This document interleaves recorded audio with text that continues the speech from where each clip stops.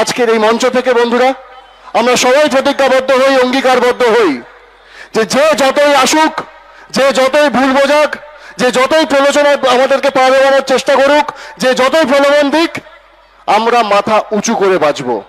কারণ আমরা এই বাংলার সন্তান।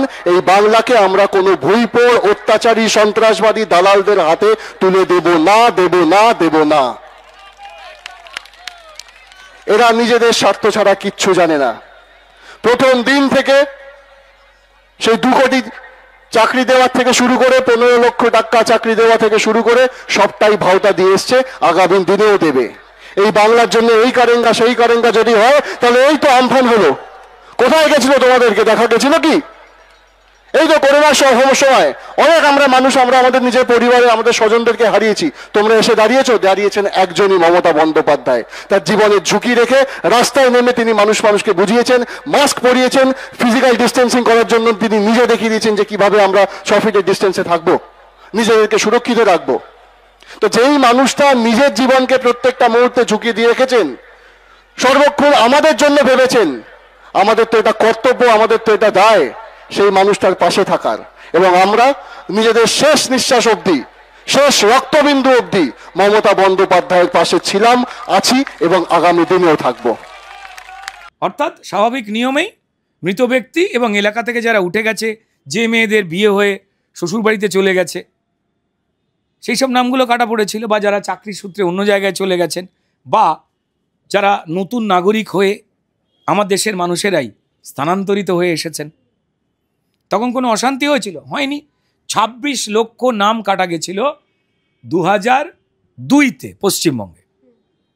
এবার এখন ভোটার সংখ্যা প্রায় 7.5 কোটির মতো নাকি বলছে, মানে প্রায় ডবলের দিকে চলে যাচ্ছে। তো তাহলে কত নাম কাটা যেতে পারে, মানে কত মানুষ মারা গেছে,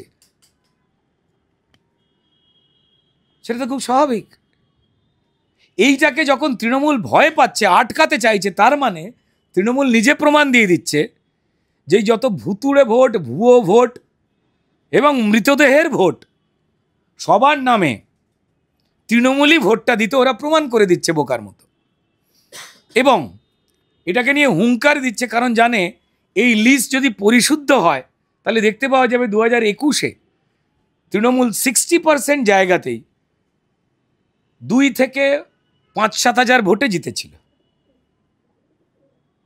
যদি এসআইআর হয়, 2002-তে যদি 26 লক্ষ লোক বাদ যায়, জনসংখ্যা এবং ভোটার যেভাবে বেড়েছে, তো তাতে তো 70 লাখ 1 কোটি প্রায় এদিকেই চলে যাচ্ছে। এবং তার সঙ্গে যুক্ত হয়েছে বিভিন্ন গলি থেকে ভোটার এবং আধার কার্ড নিয়ে ধরা পড়া, যা আপনাদের মিডিয়ার মাধ্যমেই জগৎ সংসারের মানুষ দেখেন। এই গলিতে বাংলাদেশি, ওই গলিতে রোহিঙ্গা, আবার কালকে পাওয়া গেছে পাকিস্তানি। একটা তো আমার বানানো তথ্য নয়, পশ্চিমবঙ্গের মানুষ দেখতে পাচ্ছেন। একটা পাওয়া গেছে মানে আরও ঘাপটি মেরে আছে। তো এদেরকে রেখে দিতে চাইছে তৃণমূল। দেখুন, যে দল হিন্দু, মুসলমান, শিখ, খ্রিস্টান, যে ধর্মের, যে পেশার এই রাজ্যে রয়েছে, প্রত্যেকের চাল ডাল, আবাস, চাকরি সবটা লুট করে, প্রতিবাদ করলে তাদেরই মেরে রক্তাক্ত করে পুলিশ দিয়ে, ক্রিমিনাল দিয়ে, তাদের কোনো সুস্থ মানুষ, তিনি হিন্দু হোক আর মুসলমান হোক, তারা ভোট দিতে চায়?